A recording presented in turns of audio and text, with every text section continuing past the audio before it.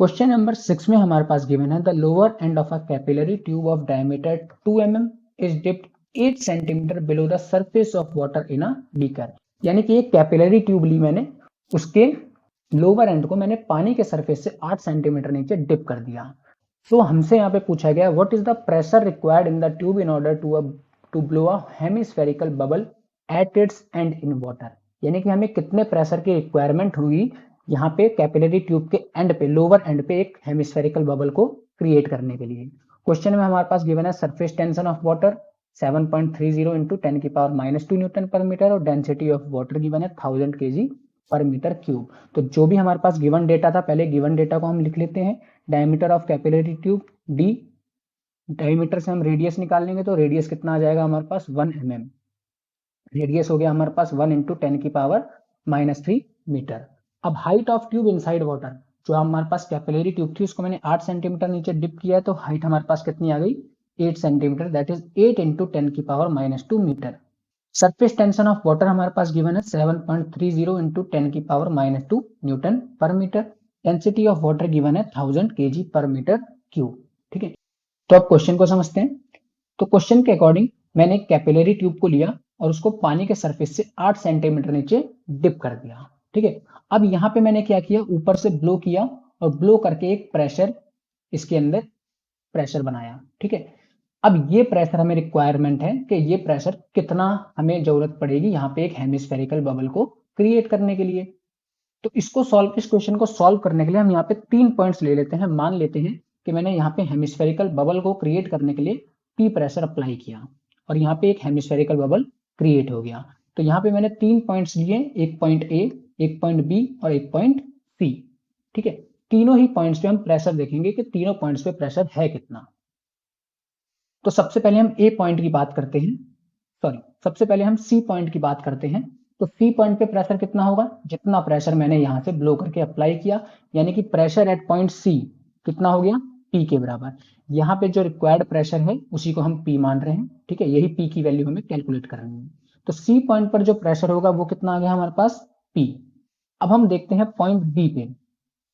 तो B point पर अगर हम प्रेशर देखें तो B पॉइंट पे प्रेशर कितना होगा, दैट इज PB, और ये होगा हमारा PC के प्रेशर से 2s/r कम, क्योंकि हमने पढ़ा था कि जो कॉन्वेक्स सरफेस होता है, ठीक है, उसका प्रेशर कॉनकेव के मुकाबले कम होता है। और यहाँ पे देखें तो ये कॉन्वेक्स सरफेस बन रहा है, ऊपर इसके कॉनकेव सरफेस है, नीचे कॉन्वेक्स साइड है। तो कॉनकेव साइड का प्रेशर आपका कॉन्वेक्स साइड से ज्यादा होता है, या फिर हम बोल सकते हैं कॉन्वेक्स साइड का प्रेशर कॉनकेव साइड से कम होता है। कितना कम होता है, जो आपका एक्सेस प्रेशर होता है उसके बराबर। ठीक है, तो यहाँ पे हमारे पास पीबी कितना आ गया, पीसी माइनस 2s/r, क्योंकि बी पॉइंट का प्रेशर सी पॉइंट से कम है। कितना कम है, 2s/r। तो पीसी हम ऑलरेडी निकाल चुके थे, कितना था, पीसी हमारा पी के बराबर है, तो ये हमने लिख दिया p माइनस 2s/r। अब देखते हैं पॉइंट ए। तो पॉइंट ए यहाँ पे है। अब यहाँ का जो प्रेशर होगा ये हम इजिली कैलकुलेट कर सकते हैं। हमें पता है ऊपर से एटमॉस्फेरिक प्रेशर लग रहा है और इस पॉइंट पे इतना इस लिक्विड की हाइट का प्रेशर लग रहा है, इस लिक्विड कॉलम की हाइट का प्रेशर यहाँ। ठीक है, तो टोटल प्रेशर ए पॉइंट पे कितना हो गया, पी ए प्लस में रो जी एच। अब अगर हम ध्यान से देखें फिगर में, तो ये जो पॉइंट ए है, पॉइंट बी है, ये सेम हॉरिजॉन्टल लेवल पे है। और हमें पास्कल्स लॉ के अकॉर्डिंग पता है सेम हॉरिजॉन्टल लेवल पे प्रेशर सेम रहता है। That means P A equal to किसके आ जाएगा, पीबी के। अब पी ए हम ऑलरेडी निकाल चुके हैं, that is P A plus rho G H. PB भी हम निकाल चुके हैं ऊपर, कितना, P माइनस 2s/r। तो हमारे पास यहां से हमें P निकालना था, तो 2s/r को हम ले जाएंगे लेफ्ट हैंड साइड में। तो हमारे पास P कितना आ जाएगा, Pa plus rho G H plus में 2s/r। एटमॉस्फेरिक प्रेशर की वैल्यू हमें पता होती है कितनी, 1.013 इंटू 10 की पावर 5, प्लस में डेंसिटी ऑफ वाटर हमारे पास गिवन है 1000, जी की वैल्यू हमने पुट कर दी 9.8 और हाइट हमारे पास गिवन है 8 इंटू 10 की पावर -2। ये हाइट कौन सी है, वही डेप्थ जहां तक हमने कैपिलरी ट्यूब को डिप किया है, above the below the surface of water. Plus में ये जो एक्सेस प्रेशर था इसकी भी वैल्यू लिख लेते हैं। तो 2s यहाँ पे सरफेस टेंशन है जो कि हमारे पास गिवन है, और r की वैल्यू मैंने लिख दी 1 इंटू 10 की पावर -3। इसको सॉल्व करते हैं तो यहाँ -3 से -2 कट गया, तो यहाँ बचा -1। -1 को ऊपर ले जाएंगे तो हो जाएगा 10। तो 2 इंटू में 7.30 इंटू में 10 हो गया हमारे पास 146, यहाँ पे इसको सॉल्व करेंगे तो ये हो जाएगा 1000 इंटू 9.8 इंटू में 8 इंटू 10 की पावर -2, ये हो जाएगा हमारे पास 784।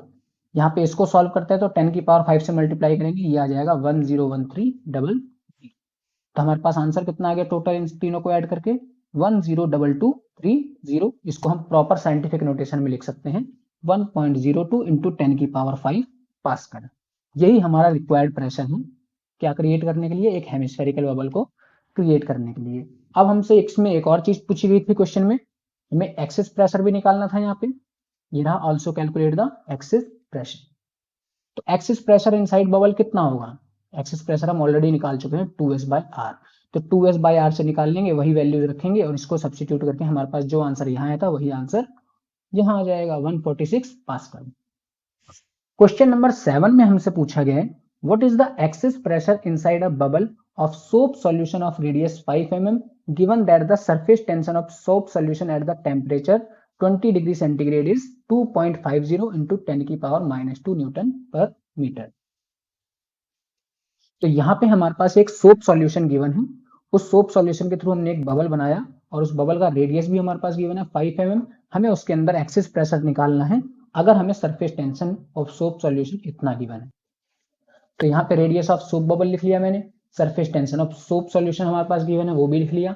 आगे देखते हैं, आगे क्वेश्चन में एक और चीज पूछी गई है, अगर if an air bubble of same dimension were formed at a depth of 40 centimetre inside a container containing the soap solution. अगर एक एयर बबल को हम बनाते हैं सेम डायमेंशन मतलब सेम रेडियस का, ठीक है, और उसको हम बना रहे हैं at a depth of 40 centimetre inside a container जिसमें के सोप सॉल्यूशन भरा हुआ है और उसके रिलेटिव डेंसिटी हमें गिवन है 1.20, तो उसके अंदर यानी बबल के अंदर कितना प्रेशर होगा।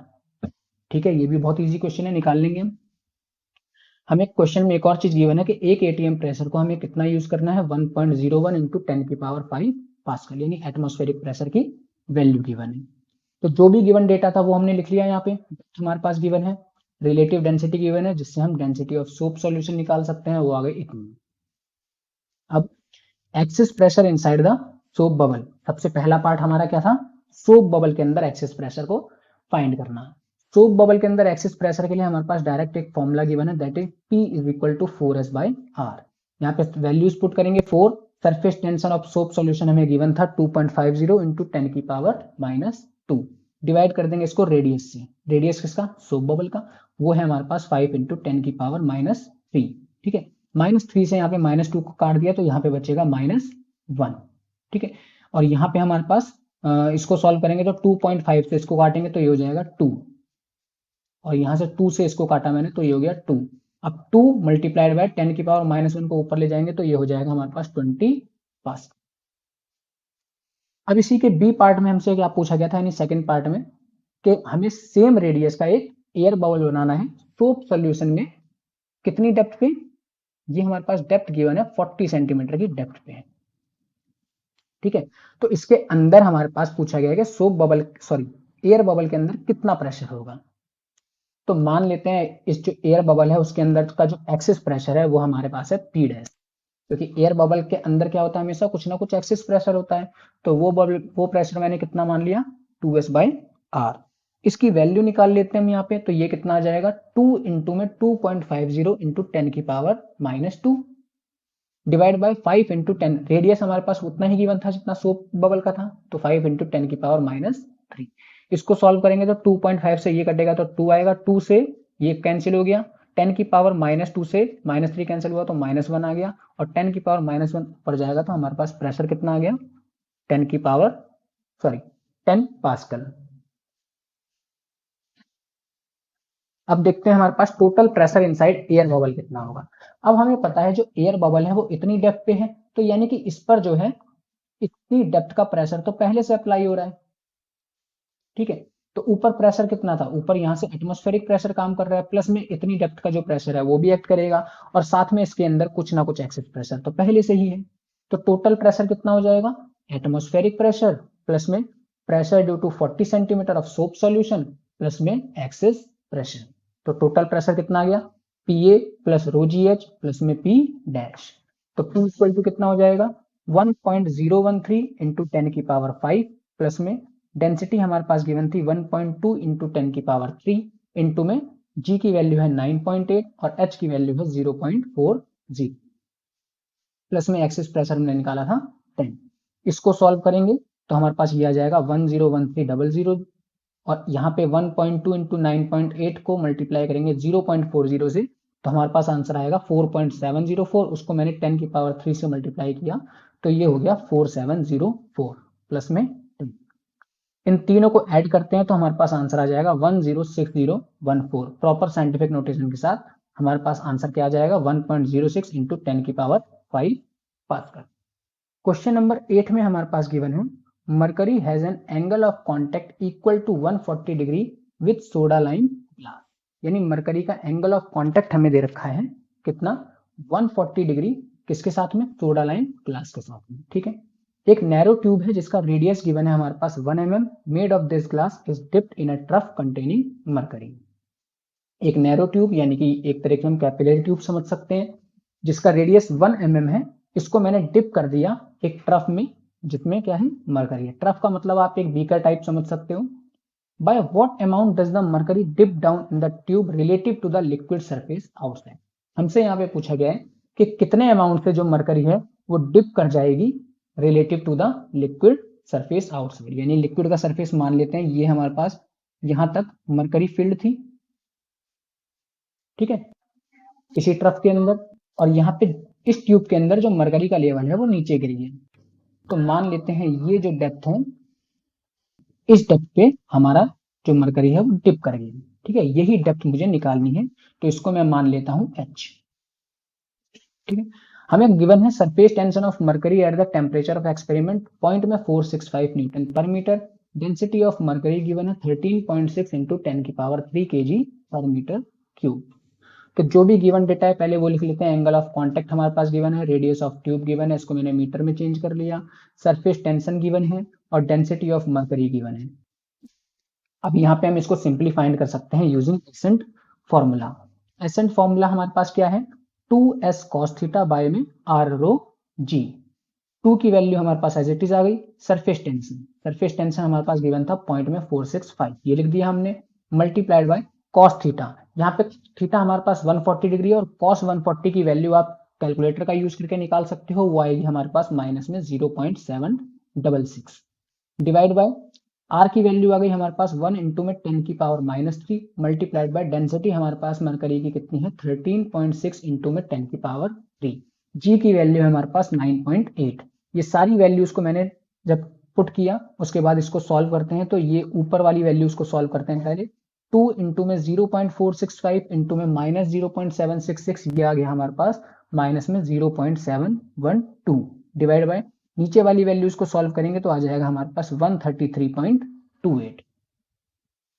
तो ये इक्वल टू में कितना हो गया हमारे पास माइनस में 5.34 इंटू में 10 की पावर -3 मीटर। 10 की अब इसको mm में चेंज करेंगे तो ये कितना हो जाएगा माइनस में 5.34 mm। यहाँ पे जो नेगेटिव साइन है ये बस ये दिखा रहा है कि जो आपका मरकरी है वो क्या करेगा फॉल करेगा। ठीक है, तो कितना डिप्रेस हुआ मरकरी ट्यूब के अंदर हमारे पास वो आ गया हमारे पास 5.34 mm। क्वेश्चन नंबर 9 में हमारे पास गिवन है 2 narrow bores of diameter 3 mm and 6 mm। दो नैरो बोर्स है हमारे पास जिनका डायमीटर गिवन है 3 mm एंड 6 mm। बोर से आप यहाँ पे कैपिलरी ट्यूब समझ सकते हो। ठीक है, तो दो कैपिलरी ट्यूब है हमारे पास जिसमें से एक का डायमीटर 3 mm है, दूसरे का डायमीटर 6 mm है। इन दोनों को हमने ज्वाइन कर दिया together to form a U tube open at both ends. ठीक है, यानी हमने इसको ज्वाइन कर दिया दोनों को और एक इस टाइप की यू ट्यूब बना दी लाइक दिस, जिसमें यहाँ का डायमीटर कितना है 3 mm और यहाँ का डायमीटर कितना है 6 mm। इन दोनों को जोड़ के मैंने क्या बना दिए यू ट्यूब। अब इस यू ट्यूब के अंदर वाटर है। हमसे पूछा गया what is the difference in its level in the two limbs of the tube. यानी कि जब हमने इसके अंदर वाटर फिल किया तो हमसे पूछा गया कि दोनों ट्यूब में डिफरेंस क्या होगा, दोनों लेवल्स में, जो आपके पास दोनों लिम्स है ट्यूब की, ठीक है, ये एक लिम्ब है और दूसरी लिम्ब ये है, तो इन दोनों के लेवल्स में क्या डिफरेंस होगा। सरफेस टेंशन ऑफ वाटर आपको दे रखा है 7.3 इंटू में 10 की पावर -2 न्यूटन पर metre. Take the angle of contact to be 0 and density of water to be this. हमें एंगल ऑफ कॉन्टेक्ट 0 रखना है और डेंसिटी ऑफ वाटर हमें लेनी है 1.0 इंटू 10 की पावर 3 kg पर मीटर क्यूब। ये क्यूब आएगा। तो अब देखते हैं हमारे पास क्या क्या गिवन है। रेडियस ऑफ फर्स्ट ट्यूब हमारे पास गिवन है ये, radius of second tube given है ये, एंगल ऑफ कांटेक्ट हमारे पास गिवन है 0 डिग्री यूज करना है, सरफेस टेंशन ऑफ वाटर भी हमारे पास गिवन है, डेंसिटी ऑफ वाटर भी हमारे पास गिवन है। अब हम एसएन फॉर्मूला को यूज करते हैं और एसएन फॉर्मूला के थ्रू दोनों ही ट्यूब्स में हम राइज बताएंगे कि वाटर कितना राइज करेगा। ठीक है, तो मान लेते हैं पहले वाले ट्यूब में जो राइज है वो कितना हो गया हमारे पास H1 which is equal to 2s cos theta by R1 rho G. तो पहली ट्यूब को मैंने मान लिया, ट्यूब को नाम दे देते हैं 1, इस ट्यूब को नाम दे देते हैं 2। तो पहली ट्यूब में जो हाइट, जिस हाइट तक वाटर राइज करेगी उसके लिए हमने ये फॉर्मूला यूज किया 2s cos theta divide by radius of first tube into में डेंसिटी इंटू में जी। इसी तरह से rise of water in second tube जिसको हम H2 मान रहे हैं वो क्या हो जाएगा 2s cos theta by R2 rho जी। यहाँ पे सरफेस टेंशन तो सेम रहेगा, एंगल ऑफ कांटेक्ट भी सेम रहेगा, डेंसिटी ऑफ वाटर भी सेम रहेगी और जी की वैल्यू सेम रहती है। जो चीज चेंज हो रही है वो है केवल रेडियस। दोनों में क्या डिफरेंस है, इसका रेडियस कम है, इसका रेडियस ज्यादा है। तो हमें डिफरेंस बताना है लेवल्स ऑफ वाटर राइज में कि दोनों ही जो आपके पास ट्यूब्स हैं, ठीक है, उनके लेवल्स में जो वाटर का राइज होगा वो कितना डिफरेंस आएगा। तो यहाँ पे हमें डिफरेंस निकालना है, तो डिफरेंस मान लेते हैं डेल्टा एच है, और डेल्टा एच हम कैसे निकालेंगे H1 माइनस H2। तो ये हो गया हमारे पास 2s cos theta by R1 rho G minus में H2 हमारे पास आ गया 2s cos theta by R2 rho G. अब जो वैल्यू सेम है वो तो हम कॉमन निकाल सकते हैं, तो ये सारी वैल्यूज आ गई कॉमन, डिफरेंस क्या था बस रेडियस में, तो ये हमारे पास आ गई रेडियस की वैल्यू। ये सारी वैल्यूज हम यहाँ पे सब्स्टिट्यूट करेंगे। 2 सरफेस टेंशन गिवन है 7.3 इंटू 10 की पावर -2 इंटू में थीटा हमारे पास गिवन था cos 0 degree. Density of water हमें यूज करनी है 1.0 इंटू 10 की पावर 3, जी की वैल्यू है 9.8। इसको आगे हम सॉल्व करते हैं। ब्रैकेट के अंदर क्या है हमारे पास 1 बाय R1, R1 है हमारे पास 1.5 इंटू 10 की पावर -3, माइनस में R2 है हमारे पास 3.0 इंटू 10 की पावर -3। यहाँ पे 7.3 को मैंने 2 से मल्टीप्लाई किया, ठीक है, तो आंसर आया 14.6 और 10 की पावर 3 था, यहाँ पे 3 को ऊपर ले गए तो ये हो जाएगा 10 की पावर -5 और नीचे कितना है 1.0 इंटू 9.8, ये आ गया हमारे पास 9.8। cos 0 की वैल्यू 1 होती है तो उसको हमने 1 लिख दिया। तो 9.8 से इसको डिवाइड करेंगे तो ये आएगा 1.49 इंटू में 10 की पावर -5। यहाँ पे इसका एलसीएम लेते हैं तो एलसीएम लेके कितना आ जाएगा 3.0 इंटू 10 की पावर -3। तो 1.5 को हम 2 से मल्टीप्लाई करें तो 3 होगा, तो यहाँ आ गया 2 माइनस में ये हो गया 1।